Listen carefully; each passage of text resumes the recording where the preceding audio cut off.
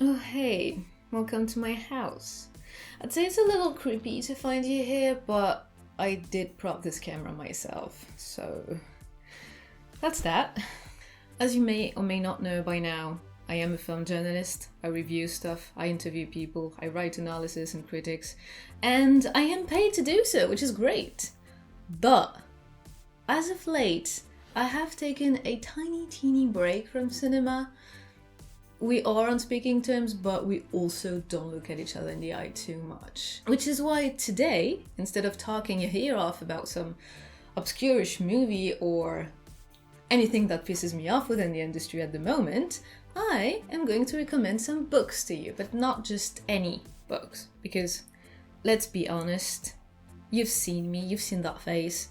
I don't need to tell you to go and read Dracula or Frankenstein or anything that Edgar Allan Poe or Anne Rice have written, ever.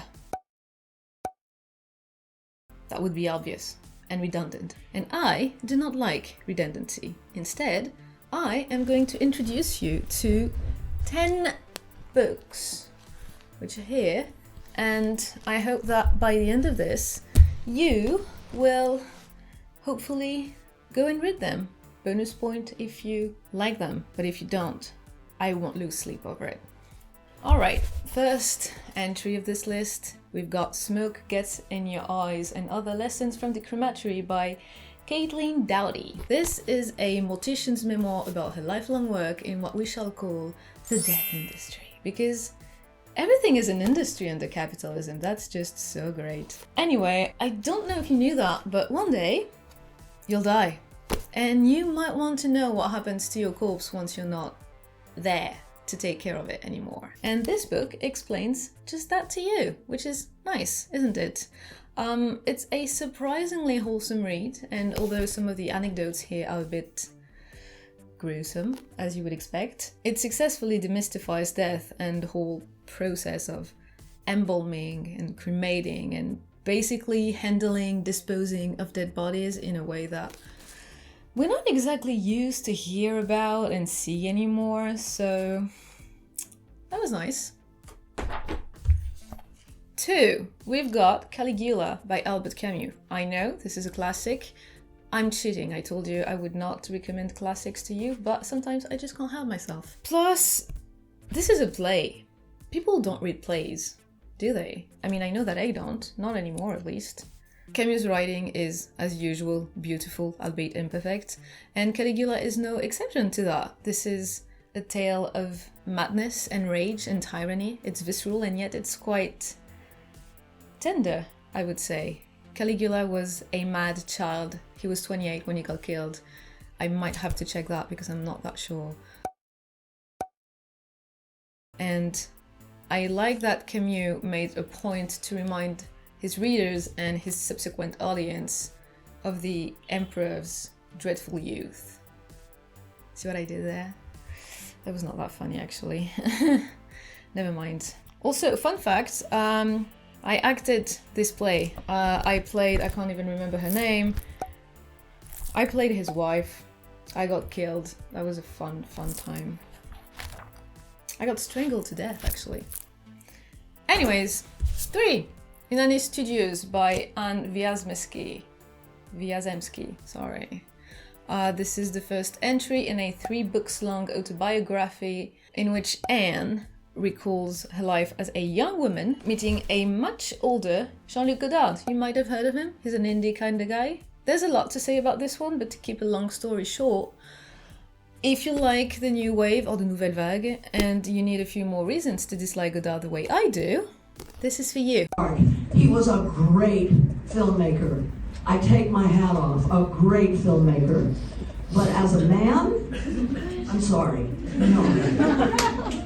No. Although I'm not sure this has been translated in English. You might have to learn French. Dreadful. Hi, editing me here.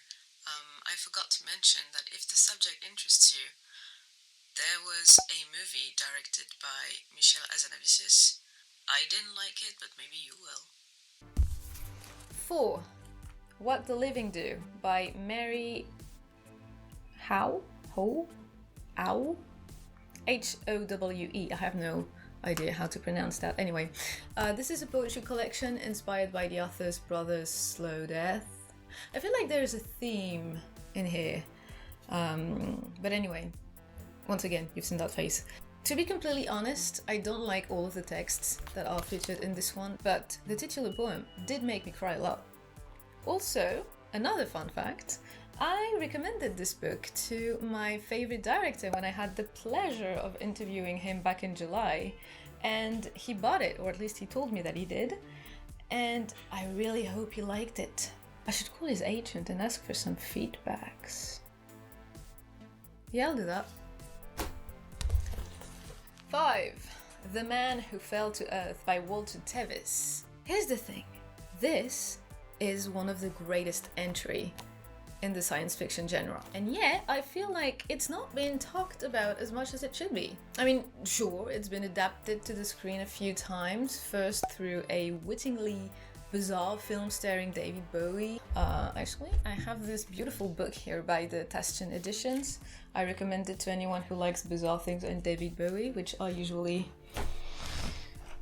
There's a word for this, I'm not going to find it. And there's a TV series, but we don't talk about that one. It's about otherness, discomfort, alienation, pun intended, and most importantly, it is the most beautiful metaphor for alcoholism that I have ever read. 6. Still Life with Bones by Alexa Hagerty. When I was a kid, and we had like 6 channels and no streaming services, we used to have plethora of cops TV shows, and my favorites were Criminal Minds and Bones. Now, this has nothing to do with Criminal Minds, obviously, but it briefly reminded me of Bones because, well, this is an anthropologist's memoir, once again.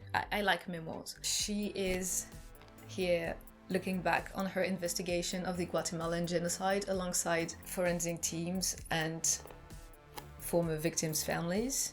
So as you can imagine, this is not a light read. This is not the type of book that you bring with you on vacation or to the beach, although I actually did that. The prose is hauntingly beautiful, and obviously it's quite harrowing to read.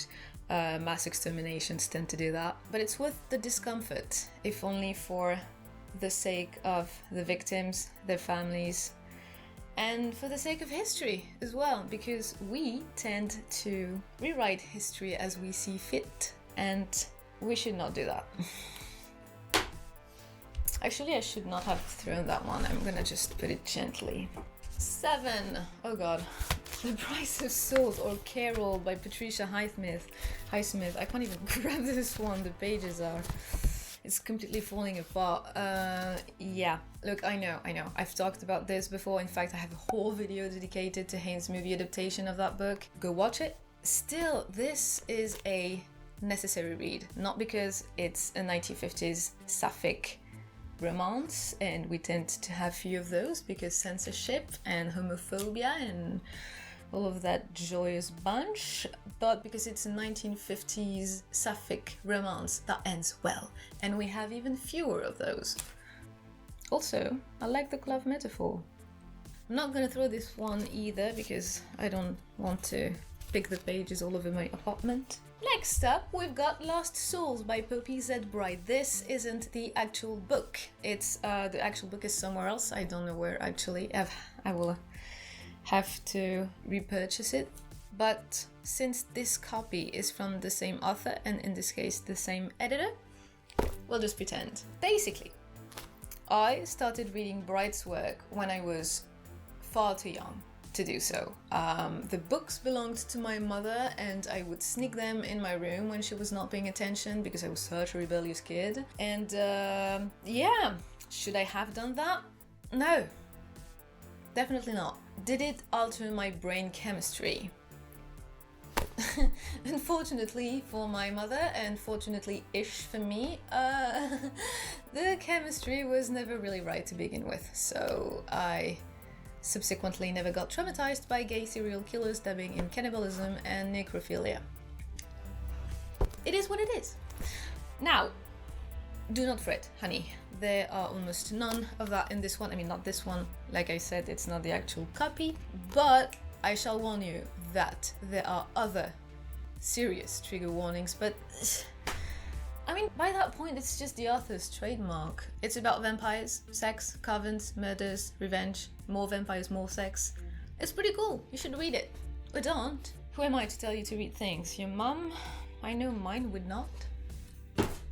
Our Wives Under the Sea by Julia Armfield. This one had a bit of a moment on social media a while ago, and to be fair, it might be the only time purchasing something out of a TikTok recommendation proved successful to me. I mean, no shade to BookTok, but most of the stuff that is hyped up in there is kind of trash.